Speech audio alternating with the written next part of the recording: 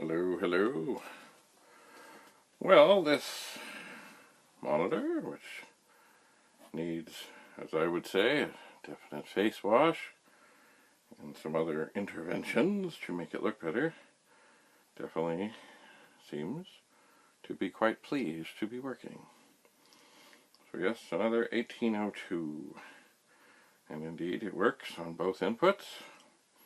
The sound works. It's all good. Except, well, I think you can probably see there's tape on the front, some tape on the back. It's had a rough life, this monitor has. Oh yeah. Some scotch tape of some description on there as well. But what can we say? It works. And I'm sure somebody with, well, any Commodore machine would be pleased with this as well. Well, anybody with an old VCR or a DVD player, these really do produce a wonderful picture. What I should do at some point is get a DVD player up here and show you how wonderful it is, which of course you probably already know. I see something up above here. I want to grab it. I'm not sure if this is something. It is not. This is something from the Brotherhood. This is not. I know somewhere. Oh, I see it. I see it. Oh. Yes, just a moment. Sorry about this. Oh.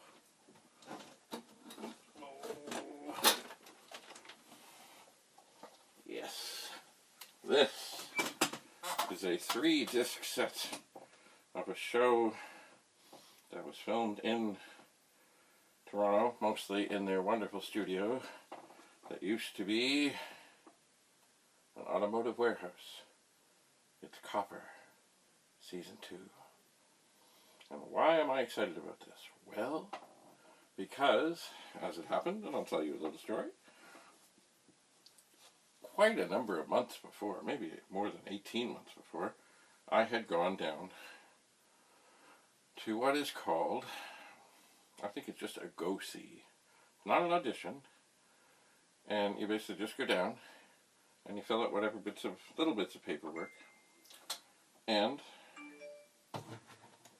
they shoot a picture or two. And that's it. And based on that, the people at the production just look through the pictures quickly and decide the people they might want. Well, when I was there, of course, looking as I do, and my hair was darker and long and such, I was assured by the guy taking my picture, oh my God, they're going to want you. And you know what? I heard nothing. Not a word. But yet I knew the show was in production. It was. So I was like, But anyway, these things happen. For whatever reason, I was not selected. And it's not that they rejected me, they just didn't pick me, which is different. So, there were other shows, there was other things. This was just something I did now and again, and of course, I could really only do it part-time. Anyway, then along comes, I guess they done okay in season 1, along came season 2, and it was funny because apparently, from what I heard, and I really didn't know any better, that most everybody in the production of season 1 had been fired, and now they were starting on to season 2. And I went over, and I guess it was based on the picture from the Go-See a year or more earlier, and they said about picking out costuming things for me. And they came up with some stuff, and I tried stuff on, and then it came to shoes. And I have wide feet, and they kept on trying things, and it was just like, no, this is not, no, this is not, no, this is not. And it was really not going well. And so I even volunteered. I said, look, if this really is never going to work out, I'll just go away. You don't have to worry about shoes. We're done. And, I knew I was going to be paid for the fitting. But anyway, I remember the costuming people all kind of huddled together as they were whispering and muttering to themselves. And I heard them, one of them say, you know, he's their first pick for 5 points. And at the time, I had no idea what that even meant. But I was the first pick for 5 points.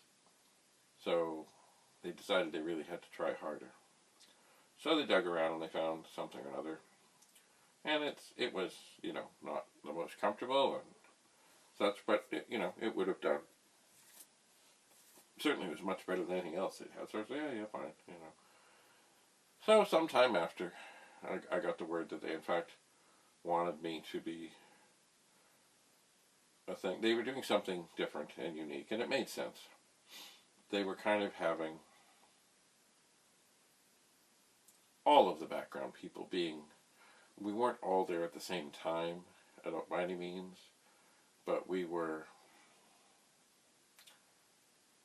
okay, let me back up. On a lot of shows, they have, background in, whatever, they got to dress and they got to figure stuff out. It's a big production. It's a big thing every day. When you have people who are regulars for the whole season, they walk in, they get their hangers, they get dressed, they're done.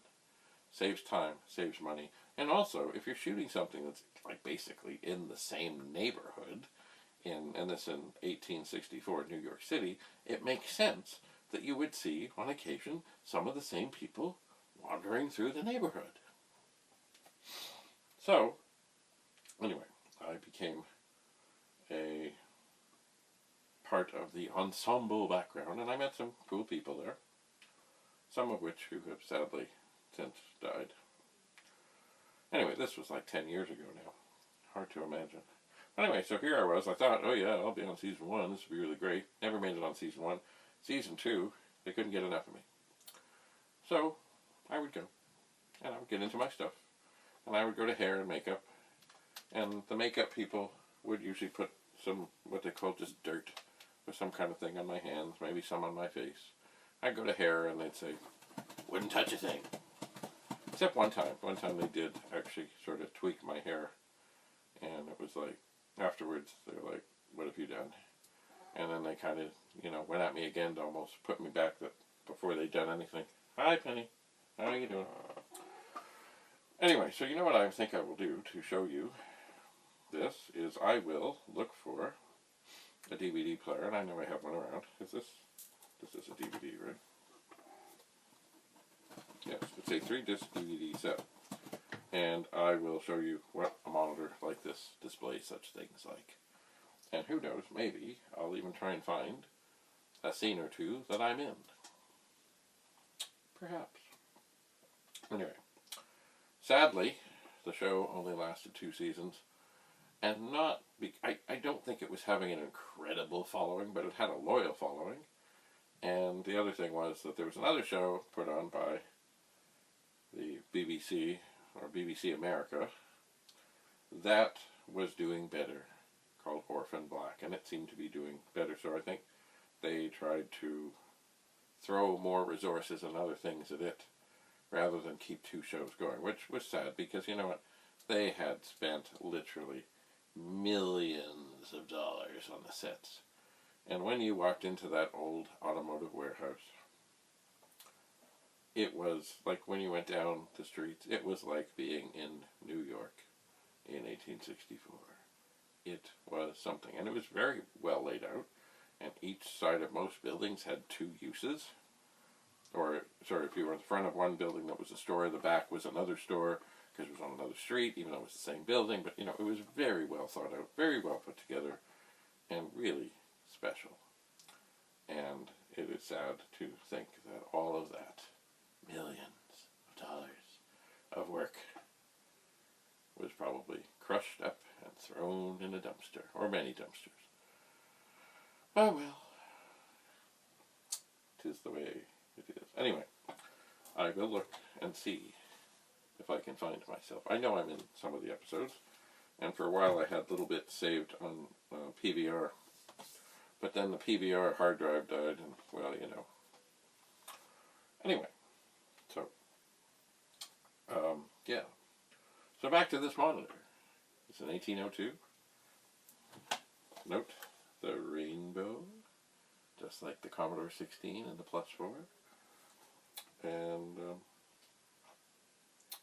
it's doing okay. Doing alright. Chugging along. I think I'll let it work and burn in and just, get tortured all the way through the night. Right, Penny? Penny? Are you going to come say hello, Penny? No, Penny is not going to come say hello. Anyway, stay tuned for more little bits of monitors and Commodore things and copper. And if you are interested, I've been on a lot of shows, little bits and pieces, usually just one episode.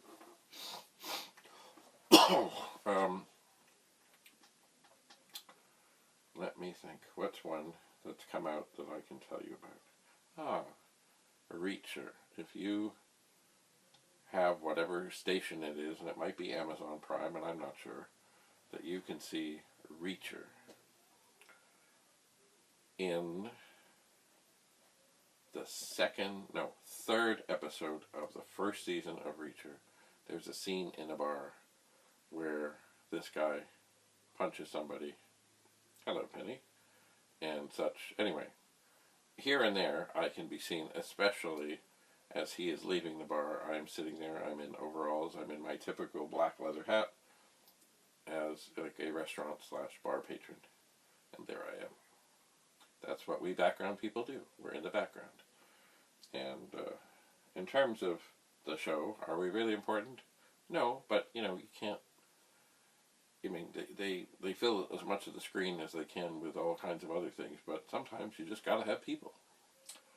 And sometimes I'm one of those people. Anyway, I've been on other shows over the years. I guess I've been doing this very much on a part-time basis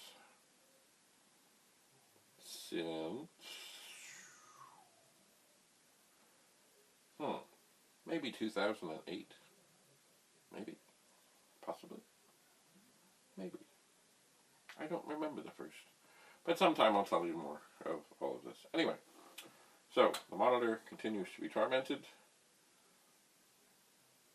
And I'll see what I can find when it comes to seeing this monitor portray some scenes from Copper. And you know what I might do for that is I might try and get that, or whatever I'm going to film with, much closer so you can get a much better look. You don't need to see my pretty face if you're going to see my pretty face. Don't you know? Anyway, I've had this for a number of years. I have never, as far as I remember, opened it, looked at it, tried it out. The plastic is off. Oh look, looks much the same. But I would like to think copper. I would like to think everything's in here. Oh yeah. It's all here. So stay tuned. And so far, my search for a Commodore 64C with an embossed case rather than one that has a sticker has come up dry. And indeed, they may not have ever been really shipped to Canada, so they may be very rare. But I will keep hunting. I will keep searching. And you never know. Maybe I have one buried away somewhere. I don't think so. You know what? I think I would remember.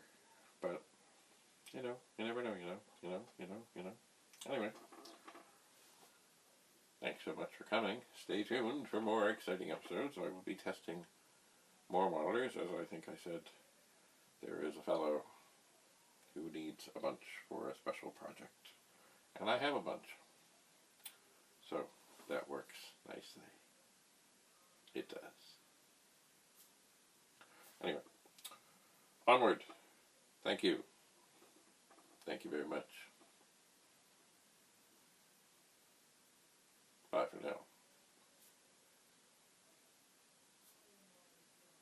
Excellent. Excellent. Excellent.